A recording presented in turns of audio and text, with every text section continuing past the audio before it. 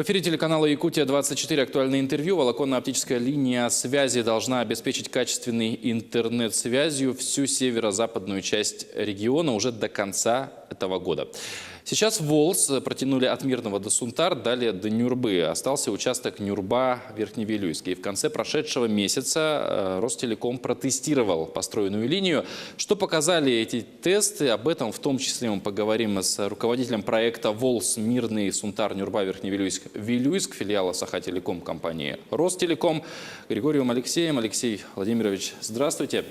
Здравствуйте. В каких населенных пунктах прошли тесты и что они показали в техническом плане? На данный момент мы запустили оптику в селе Сунтары, Сунтарского района, и в Нюрбе, Нюрбинского района. Тесты показали, что все нормально, без никаких ошибок. Все в норме. То есть, ну, насколько качественная связь в рамках теста доступна была? Мы запустили канал связи на участке от Мирного до Сунтары и далее до Нюрбы на скорости 10 гигабит в секунду. По результатам теста ошибок не обнаружено. Но вот если бы во время тестирования, все-таки тестирование будет продолжаться жить, то есть у нас есть еще месяц до конца года запустить эту линию. Если вдруг в техническом плане что-то будет не так по тестам, будет ли что-то меняться?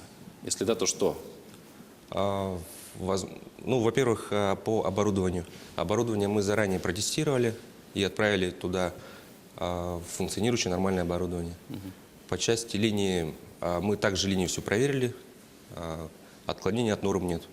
То есть если там будут какие-то ошибки, то это будет устраняться оперативно. Ну а как сама линия уложена? То есть она лежит по земле, да? Может быть закопана или по каким-то условно ЛЭП, да, линиям передачи?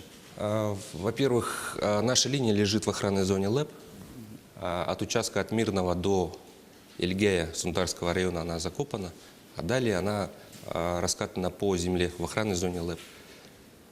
Мы проложили туда бронированный оптический кабель, причем с двойной броней. То есть это очень крепкий кабель, который тяжело порвать, тяжело в нем запутаться, практически нереально. Ну, вот говоря про бронированный кабель, очень часто в Валданском районе в оптической линии что-то происходит, какие-то техногенные ситуации. Будет ли между делом, да, спрошу, будет ли в дальнейшем как-то перекладываться эта оптика, да, отклоняясь от темы буквально на пару слов? Что сказать насчет Алданской линии, то да, действительно, летом этого года была техногенная авария, но коллеги оперативно ее устранили. Кстати говоря, мы сейчас ведем переговоры насчет резервирования канала со стороны Амурской области до Якутска. Ведем переговоры с РЖД, чтобы мы могли оперативно переключаться в случае аварии на линию, которая идет вдоль железной дороги. Совсем не оставаться без связи. Конечно. Но мы возвращаемся к ВОЛС, который тестируется, да, это Мирный Сунтар, Нюрба, Верхневилюйск, Вилюйск. Можно ли говорить о том, что когда будет уже полностью доступен интернет в населенных пунктах, куда вот этот ВОЛС тянется, то есть коренным образом как-то жизнь изменится у людей? Ну, конечно. Мы с вами живем в эпоху цифровой экономики, то есть сейчас практически все уходит в онлайн, и у жителей Вилюйской группы улусов будет возможность подключить безлимитные тарифные планы. Кроме того, цифровое интерактивное телевидение. Хорошо. А с чего начиналась вообще реализация этого масштабного проекта? Мы видели, что существующая радиолинейная линия была забита под завязку, то есть работала на пределе своей возможности. И при таком ограниченном ресурсе говорить о безлимитных тарифных планах, тем более о цифровом телевидении, говорить не приходится. И для решения этой задачи в декабре прошлого года было принято решение о строительстве ВОЛС от Мирного до Вилюйска. А сколько километров протянуто? На данный момент протянуто 630 километров ВОЛС.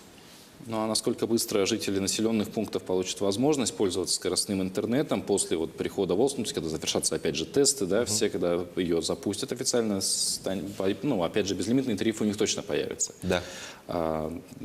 Насколько быстро, сколько им ждать остается? До конца года точно мы должны все запустить во всех райцентрах. В Сунтаре уже запущено, на очереди Нюрба, далее Верхневилюйск, Вилюйск. Но могут ли быть какие-то отклонения от этого плана? Потому что ну, вот, в технике да, есть такое понятие закон Мерфи. Если что-то может пойти, грубо говоря, не так, это так и случится. То есть, может быть, может вероятность какая-то есть задержаться на месте. Может быть, наоборот, раньше сдать линию. Задержки точно не будет, но мы стараемся по максимуму побыстрее все сделать. Вот кроме самого райцентра Нюрбинского района, города Нюрба, какие еще населенные пункты Нюрбинского района должны подключиться в этом году, до конца года? Уже подключен село Кундядя. Далее до конца года мы подключим такие населенные пункты, как Жархан, Мар, Ханахсыт, Едей. Это получается 5 населенных пунктов. Да. 5 населенных пунктов. А когда планируется подключить к волоконной оптике города Вилюйск и Верхний Вилюйск? До конца недели идут строительные работы. И со следующей недели мы планируем запустить тест. Но вот в связи с приходом ВОЛС появится ли в этих районах связь 4G? Сотовая уже.